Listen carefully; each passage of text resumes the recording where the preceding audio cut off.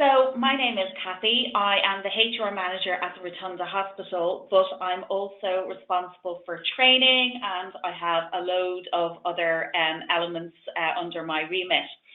So I'm going to just do a quick presentation in terms of how our experience was and the lessons learned, so that if anybody is implementing, you know the system is very easy to use from what you've seen from Maura's presentation. But I suppose the lessons learned, and had we known when we were doing it, and I suppose some of the things that we were doing for the first time in Ireland. So hopefully I'll be able to share some practical advice with you. I suppose the first thing to note is that I have the Rotunda logo and the HCI logo on the first slide, and the reason for that is it was very much a collaborative process, and I know John alluded to that earlier in his presentation. So it was very much a collaborative process. HCI wanted us to succeed, we wanted to succeed, so we worked together to resolve any challenges that we might have had. So I am going to, let me see, sorry, I'm not moving along here. There we are. So the modules I'm going to briefly talk about are people, training events, and then possibly if there's any questions. I do believe in the system. I've seen the benefits, and because the system is so intuitive, it's very easy for users to use. The principle works for no matter what module you're using. It's the same principle of how you work through the system. So then, who am I? You'll see a little caricature of me. That's what I look like on a good day. And how can I assist you with your initiative? So just very briefly, I work at the Rotunda Hospital. We're the oldest and largest maternity hospital in Europe. We have 1,000 employees. We have part-time, full-time, and every variation in between. Obviously, it's a 24-hour service. We are a single site, so we've implemented the system here ourselves. So we didn't have to worry about integrating or interfacing with other sites. So just to make that clear. Currently, I am the HR manager and the people and strategic development manager. I'm also working on COVID business continuity, so it's quite a busy role. So obviously anything that we're doing, I need to be able to do really quickly and without a lot of resources, and that's what I've been able to do with the system. I'm not an IT person, I just want to make that clear. I actually have a commerce degree, but I do like technology and I love a paperless environment, and for me that was the big benefit of the system. We don't have a training division, so I am the person who will look after training. I do have some clinical trainers in-house, but they don't want to do the administration of the training or anything like that.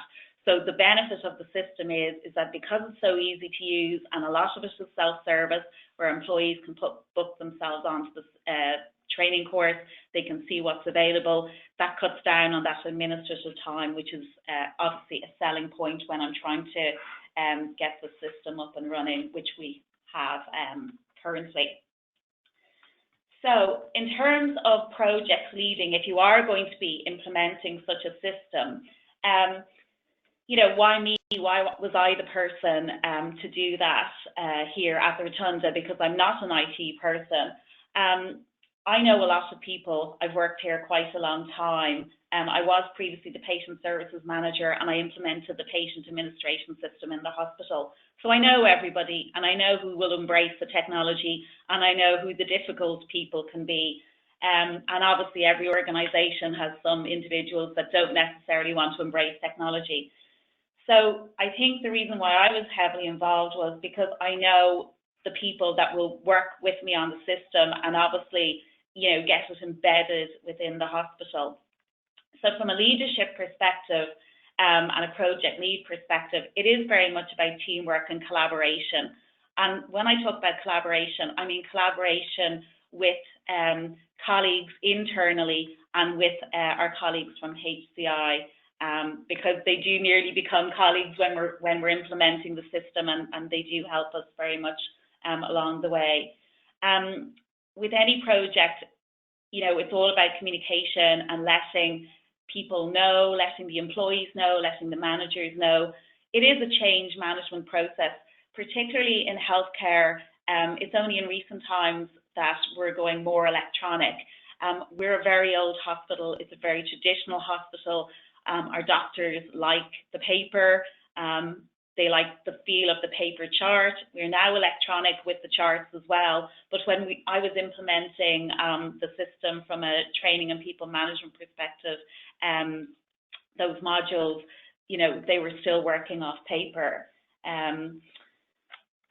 So, as I said, communications, this is very obvious, but I can't underestimate the benefit of, you know, communicating this information out, because we have 1,000 employees, so it was going to impact on 1,000 employees within the hospital. All our policies and procedures are on the system. That's where you get the information. That's where you get the training information. So it's really important that all our all our employees were going to use the system. Obviously, with any new system that you're implementing, you know, you try and get, as I said, the people that are enthusiastic on board. You're going to come across people who say this is extra work.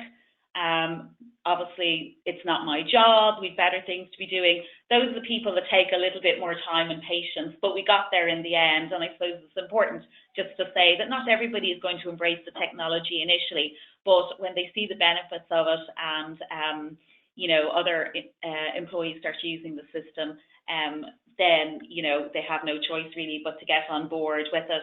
We've also factored it into our job descriptions in terms of policies and procedures, and that they most acknowledge policies and procedures on the system, and that our training data is there. And if anybody's ever looking for their information in relation to training, we refer them back to the system because they can actually self-serve and get that data themselves.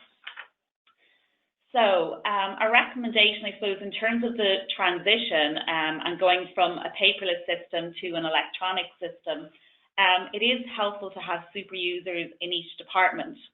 And we all know within our organizations, or if you speak with managers, who's your go-to person? There are certain people who are always going to be beacons of light and supportive with new initiatives. Some people love the technology, some people want to enhance their CVs. Whatever their reason is for participation, that's great. And particularly when, you know, there was a small team really of people involved in the process, because I didn't have a division that I could hand the work over to.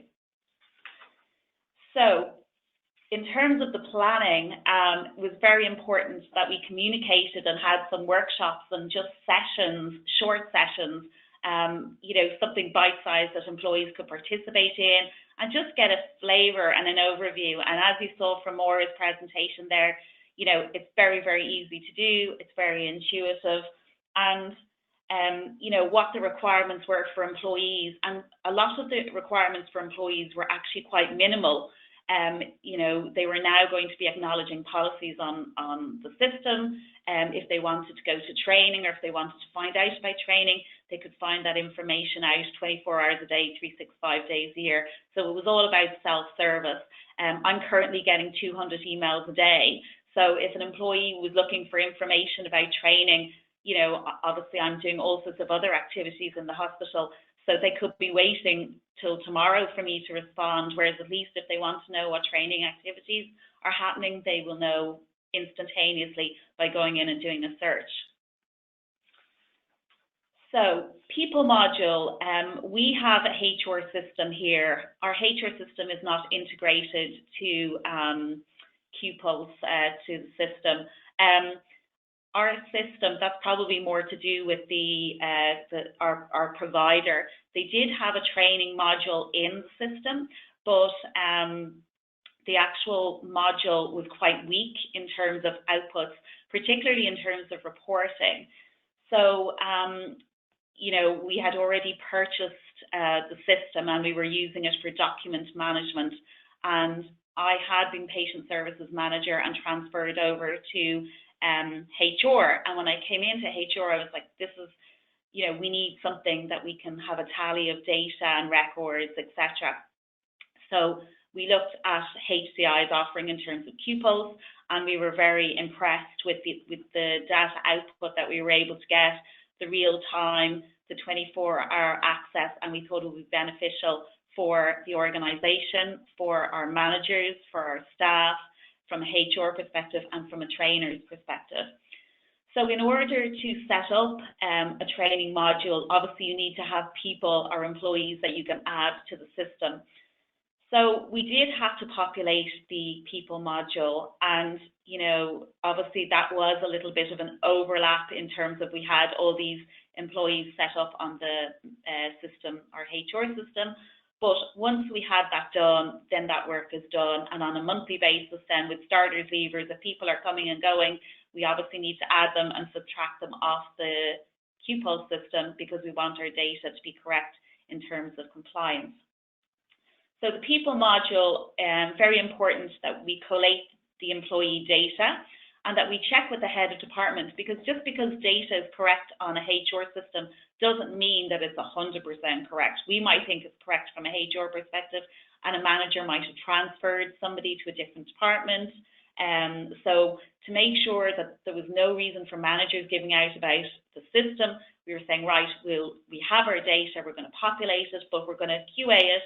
We're going to make sure that the data that we're putting into QPulse is correct, that we've got the right spellings of all the employees, that we've got their right titles, and that we don't give them any reason to be giving out about the system. It wouldn't be the system's fault, but they might log on to the system and go, well, that's not the right title of my role, and I'm not happy and I'm not using the system. So we made sure that there weren't any barriers for not using the system. And we had managers from the different areas, we liaised with them to make sure that the data was appropriate, and then it was populated and QA'd.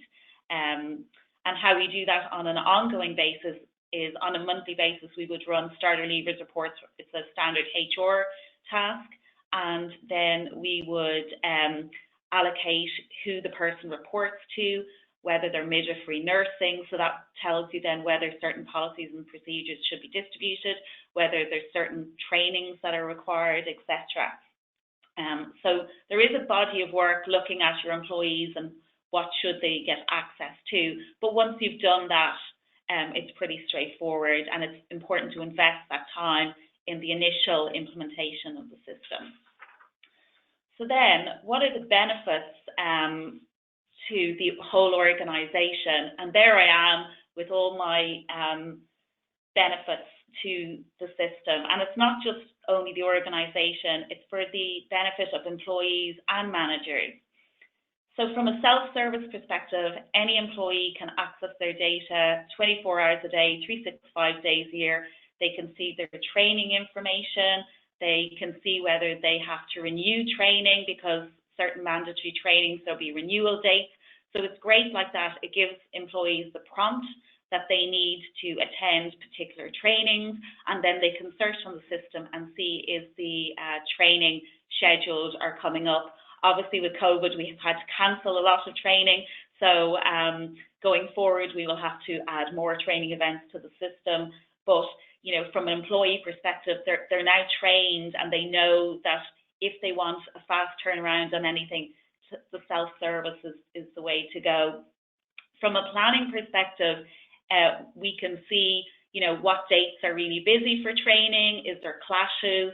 Is there anything required where somebody might need to go to a particular session before they move on to a different training type? So it helps from a planning perspective. We can also see what days are more popular. So if people are booking in for particular days, and that helps us organise our schedule for the year. Compliance is super important. Obviously from a HSC perspective and an NHS perspective, everybody has metrics. Heads of departments are under pressure to ensure that their mandatory training is delivered. The hospital could have unannounced HICWA visits. And what would have happened in the past was, if somebody arrived, they'd all be ringing me. And the thing is, I'm one person, and I can't have 6 or 7 ward managers ringing me at the same time, because A, they won't get through, and B, I can only run 1 or 2 reports at a particular time. So now everybody is in control. We train them up. That was a huge benefit to the ward managers. So regardless of whether somebody from HICWA arrived, they would know instantaneously if somebody had scanned in for training this morning and HICWA arrives in 10 minutes time. That will, the fact that people have attended the training, that record will be recorded, which also boosts our compliance numbers. The reports are very, very strong and very helpful as well in terms of, you know, knowing who's compliant, who's not compliant. You know, there's all sorts of data that we can get, which is really helpful for business planning as well.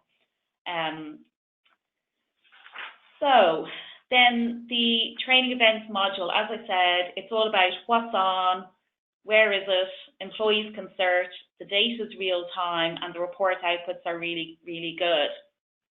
One of the things that we did from a Rotunda perspective was, I do like a paperless, paper-light environment, and that's just the kind of person that I am. And with training records, there can be so much recording and documentation, but if the documentation isn't on the system, or if you don't have that data, a piece of paper gets lost very easily, whereas the system will, you know, keep all that information in one location. So you can do the old-fashioned sign-in sheets where you can allocate employees to a particular training and print out the sign-in sheet, and they can sign away to their heart's content, and we can scan that up then. The trainer takes responsibility for that, or alternatively, we can do the scanning in, which is what Maura had showed you earlier. So then in terms of ongoing activities, I suppose we're delighted to have got to this point, and that's absolutely fantastic, and people have embraced the system. But particularly with doctors, and now that we've gone electronic in the Rotunda for our charts, we're getting many more requests from doctors going, you know, can we have a web version? Can we have it on our iPhone and all the rest? So that's something that we're working on currently, because our users are more technically savvy than they would have been in the past. And particularly with COVID and social distancing, we have a number of employees that are working off-site, and for them to be able to get access to policies, procedures, training, etc., it's very, very helpful.